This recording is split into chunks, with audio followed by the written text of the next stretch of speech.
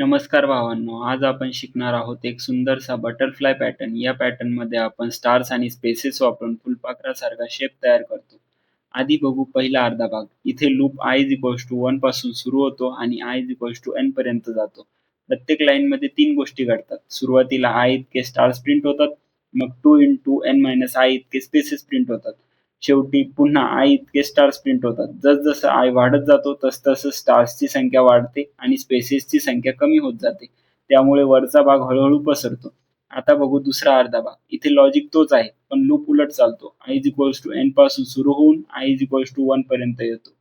यावेळी सुरुवातीला जास्त स्टार्स असतात आणि प्रत्येक स्टेपला स्टार्स कमी होत जातात, तर स्पेसेस वाढत जातात. शेवटी हा कोड रन केला की आपल्याला फुलपाखरासारखा सुंदर पॅटर्न दिसतो. भावांनो, जर तुम्हाला हा व्हिडिओ आवडला असेल तर लाईक करा, शेअर करा आणि सबस्क्राईब करायला विसरू नका. धन्यवाद.